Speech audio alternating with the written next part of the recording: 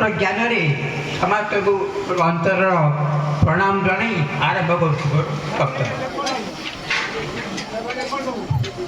ज्ञानर धारा होती तीनोटी गोटे हूँ त्रिलेखक गोटे है कलमकार से ज्ञान को उन्मेष करती मध्य कथाकार कलाकार से मैंने प्रकाश करती आउ कर्मकार से मैंने विकास करती तेणु कलमकार मैंने बेसी बन पारती से धीरे बस आराम तो लेखा लिखी कर तेणु मुझे आमर साधारण कलमकार जड़े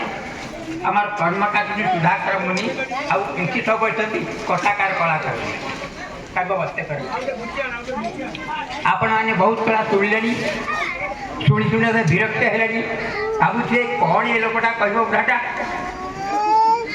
तेणु मुझे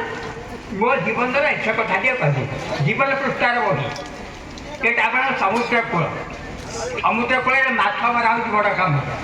ये छाड़ू वेद आदि पुराण छाड़ू शुभनी चल माछ मारिया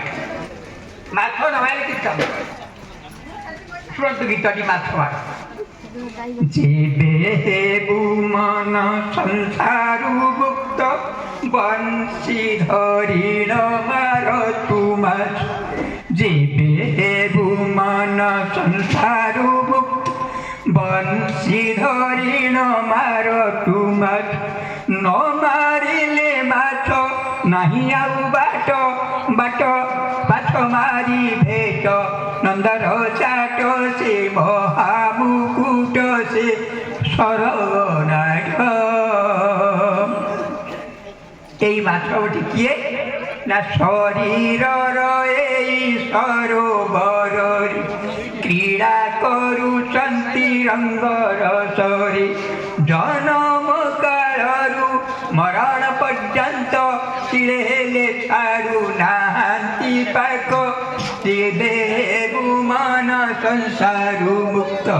বন্শী ধরিণ মার তু মাছ যেবু মান সংসারু মুক্ত रूप रंग तांक चक चकिया चारिले उचंती करी किनिया मधुर विश्व भेरे बस से भेरे बस जेबे हेगु मन संसारु मुक्त बंशी धरिण मार तू माछ बंशी धरिण मार तू माछ ए माछड़ी को किए जानते आपण देह भितर अच्छा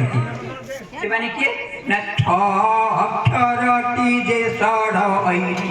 माँ अक्षर रे दिय तुमार अक्षरटी जे सढ़ई माँ अक्षर रे दिय तुमारी कपट मित्र से सठ बट से नरक बाट जेबे हेबु मन संसारु मुक्त जीवे मन संसार अरे माछ मारिबा को योजना एकाग्रता रूपी बंशीधर एकाग्रता रूपी बंशीधर मन कर अंत प्रभु राम रट माछ मले तोर फिटिब भाग्य तो फिटिब भाग्य माछ भली तोर फिटिब भाग्य माधवले तोर फिटिब भाग्य तेणु आम भाग्य आम हाथ में अच्छी आम रोग भोग जहाँ करे कहीं आम भितर जो काग क्रोधर भाषणी रही से आमको बाट बड़ा कर आप न कले राज्य प्रस्तुत पाइबे तेणु मूल मंत्र होता अपशक्ति गुड़िक विराज करूँ ओंकार मंत्र मोकार शक्ति विराज करूँ जाकर हम जय श्री महाराज जय श्री